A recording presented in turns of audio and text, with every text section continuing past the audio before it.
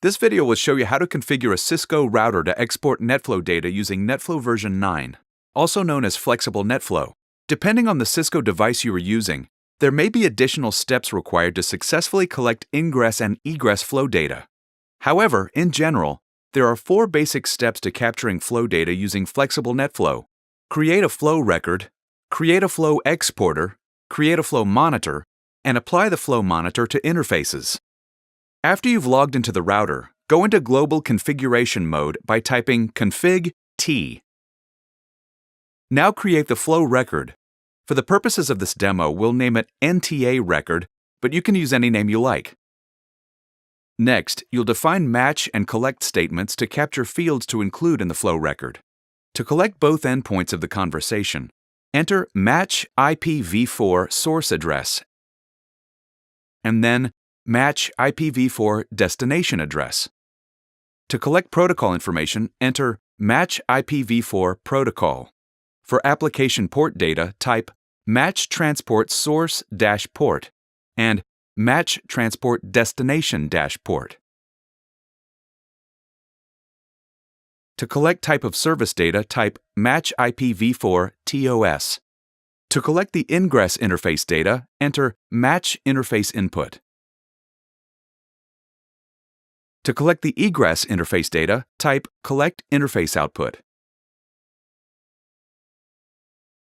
Complete your flow record configuration by entering the following commands: collect counter bytes,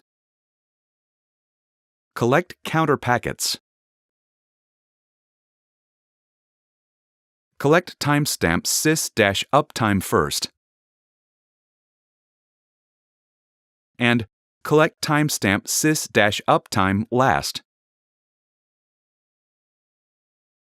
If your device supports Cisco NBAR 2 or next generation NBAR, add the collect application name command to the flow record.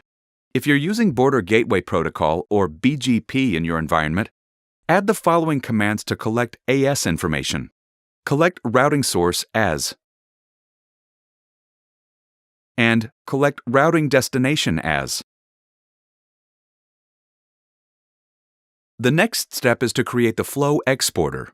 The flow exporter stores information for export, such as the IP address of your flow analyzer tool in SolarWinds NetFlow Traffic Analyzer, the UDP port for export, and so on. Enter the command flow exporter NTA export. Again, you can name the exporter whatever you want. The IP address specifies your SolarWinds NetFlow Traffic Analyzer server. So for this example, type destination 10.199.15.103. Next, you'll need to identify the interface that's used to export NetFlow packets from the router.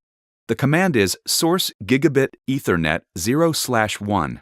Make sure your interface has a path to your NTA server. Next, add the port number. We will type transport UDP 2055 because that's the default port used by SolarWinds NetFlow Traffic Analyzer to listen for network packets. Next, add the flow protocol type and/or version export-protocol NetFlow-V9. For Flexible NetFlow or NetFlow V9, the template and flow data are exported in 2 separate packets. By default, the template is exported every 30 minutes. To process the data, the template needs to be available to prevent any gaps in data if the server reboots or the NetFlow service is restarted.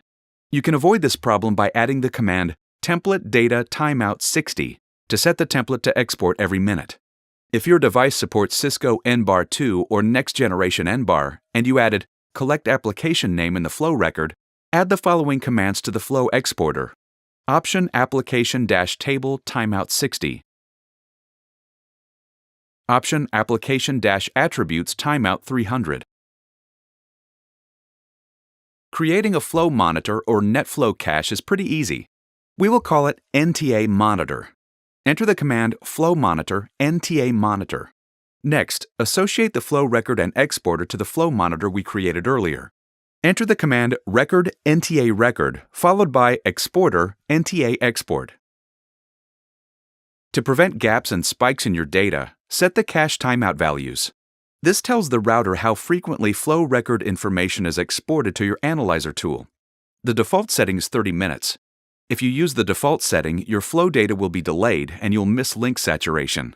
To help ensure that the data is normalized and to avoid high peaks, set the cache timeout value to 60 seconds. Cache timeout active 60. To export all expired IP conversations, set cache timeout inactive to 15 seconds. The final step is to select the interfaces that will collect the NetFlow data. Let's say we need to enable NetFlow on a gigabit Ethernet interface. We'll type in interface gigabit Ethernet 0/1. And then we'll use the command ipflow monitor NTA monitor and add the key phrase input. This applies the monitor that we created to the interface and captures all incoming traffic for that interface. Remember, if your device is not configured properly, you can duplicate your data. That's why it's important to understand the following rule. When you collect NetFlow data on only one device interface and you want to display your data in both directions, set the following commands on the interface. ipflow monitor NTA monitor input. ipflow monitor NTA monitor output. If you're collecting NetFlow data on multiple interfaces, enter only the input command line. Since each PDU contains the input and output interface, data will be collected in both directions even though you're only enabling the input command. These configuration settings are important because flows can look the same to NTA, even though the data is coming from different interfaces. To exit configuration mode, type exit and WR-mem to save the configuration to the router.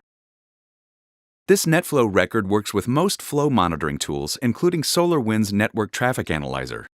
Now that you've configured NetFlow on your devices, you can start monitoring your network using NetFlow Traffic Analyzer and Network Performance Monitor to gain even more visibility into your network traffic.